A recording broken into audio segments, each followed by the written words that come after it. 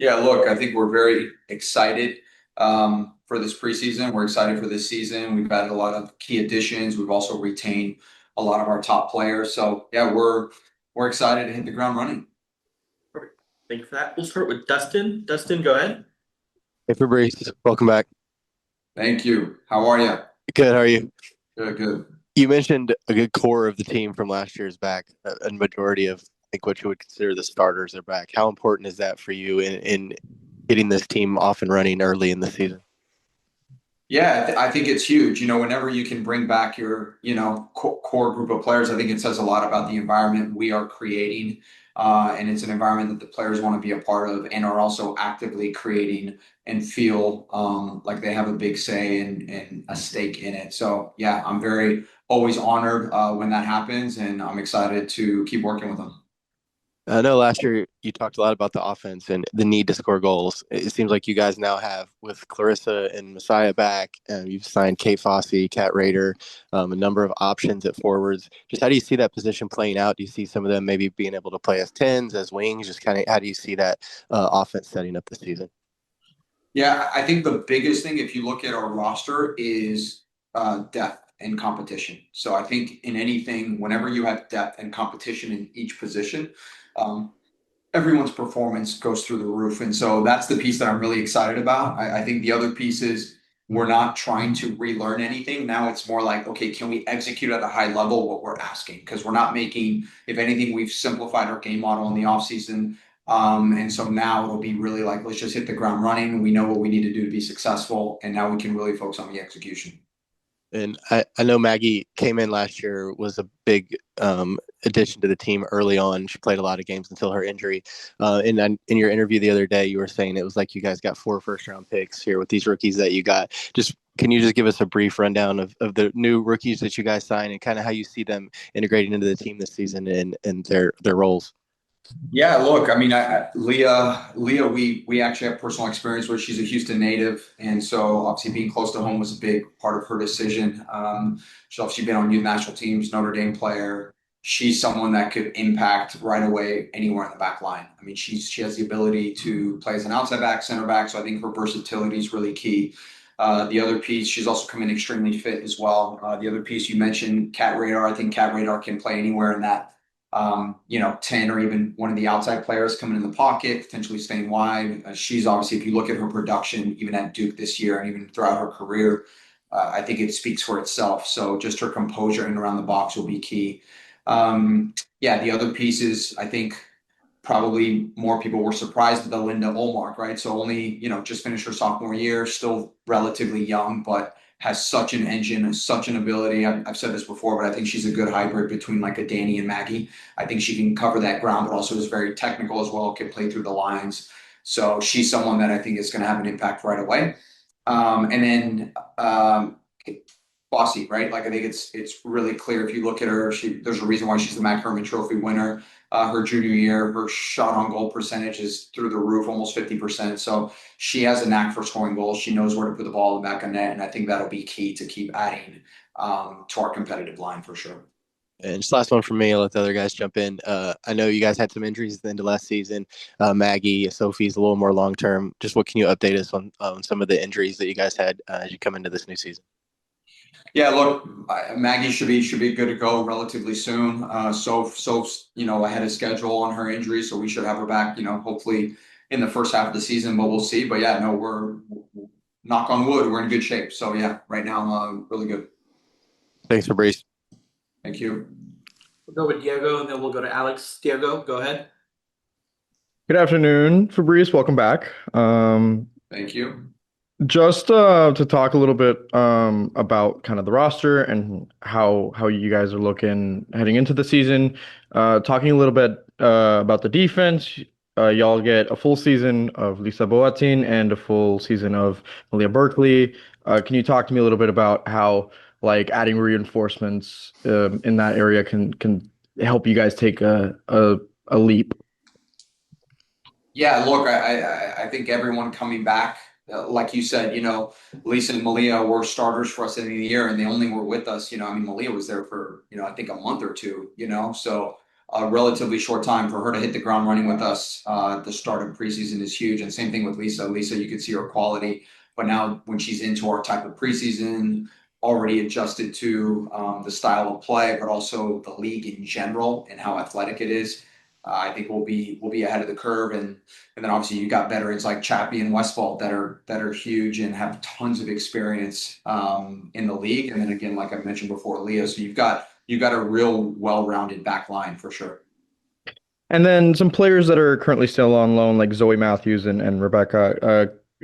Can you possibly give some insights to Dash fans that might have not been paying attention to their games abroad of how they're doing or how you've seen them kind of grow? Yeah, they're both progressing quite well. I think both are having good season in their own right. So yeah, no, we're excited to keep tracking them, and yeah, and whenever we get them back, I'm sure they'll be. The biggest thing for them is to make sure they get game minutes, and I think that was the reason behind those decisions. And then final question for me, kind of looking at a little bigger picture. You guys made a huge step, especially in the second part of last season. What is kind of the expectation or kind of things to look forward to when it comes to this Dash team this season?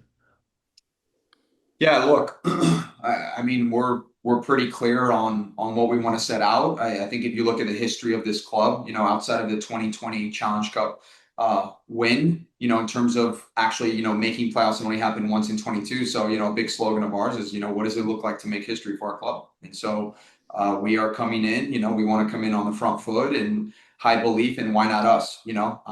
So I think for us, it starts with what we believe about ourselves. And then the other piece is we're taking a lot of initiative. I need to take a lot of initiative. How do we empower this team to be more player led? How do we empower our team leaders to take more ownership? And so that's a piece that I'm really excited about to step into so that we can go and achieve great things this year. Thanks, Fabrice. Thank you. Alex, go ahead. Coach Fabrice, first of all, good morning. Can you hear me? You don't have to see me, but can you hear me, Coach? Great to see you. I can hear you and I can see you, Alex. How are you? I'm fine, sir, and I'm sorry that you have to see me, but we got to get through it. Coach, a couple of things, and maybe I'll start with this. Is this becoming little by little more of your team? Any coach that comes in and has a roster that was there and you inherited that, obviously moves have been taking place. Are you closer to what you would like to have as a Fabrice Gautrat team? This is my team. I've built it. Is that a fair question? Yeah, it's a fair question. I would almost reframe a little bit. It's our team. And the reason I say that is, we have a lot of people that have very specific roles and responsibilities. So the first piece is the recruitment department. Like, they do so much work behind the scenes to make sure that I'm up to date on players from a statistics standpoint, from a video analysis standpoint. When I step into any player meeting, like, I am debriefed so well that I feel like I know the player in and out. So the other piece is, as I've grown in my communication and how we communicate and get alignment, now we're really clear on what we need to go and get. And I think it's pretty clear, even from our signings, what we needed. We were the second oldest team last year. And so that was one of the reasons behind, kind of bringing the youth that we brought in, even though we did bring in another veteran player who I think will be very good for us. But yeah, so that's, I would say it's our team. And the more we collaborate and get alignment, that's kind of what we're creating right now. And you're getting there, meaning you still have some pieces, I imagine. I think every team is always looking for the next piece. Is that, again, fair? Yeah, no, 100%. And we're slowly kind of ticking those boxes as we go. Coach, earlier you were asked maybe about your goals for the season. With the Dynamo, the stated goal is playoffs. Can you talk about that piece of it? Is that one of your goals? You certainly improved in your first season relative to the previous season. I imagine improvement is part of it, and that goal of playoffs has to be at least in front of you. Yeah, I don't think we need, the idea of settling necessarily for playoffs is necessarily the goal. I think we've talked about this before, but making history, what does it look like? If you look at the history of this club, they've been to one playoff and it was a home game, but we got knocked out. And so for us, like, what does it mean to make history for this club? And so that's kind of our MO this year. That's what we're moving towards. And so I think playoffs is a minimum. So that's kind of what we're seeking after this year for sure. Coach, you speak about history, and you mentioned the signing of Leah. St. Agnes, Albion, FC, one of the local youth clubs. I think that's historic as well. And I imagine you would want more maybe local talent that either at the club level, at the high school level, at the university level, that's feeding into your program. Yeah, and we're trying to create, better and better relationships. I know there's actually a history of, the club and maybe an academy, not academy. So there's all these things that are probably in the landscape that we're, in previous years just trying to work through. And I think we have a really good staff that's trying to connect with the local market, trying to get eyes. Okay, who's on youth national teams? Can we bring them in? We did that a little bit last year. So yeah, that's definitely something we want to actively do. If we have top talent in the area, we want to bring them in our environment, 100%. Agreed. Lastly, Coach, how are you doing? Settling into your second year? Did you take a little time off? And are you energized as you start this very important World Cup year, which is going to bring more attention, I think, to maybe the non-NWSL, the non-Houston Dash fan?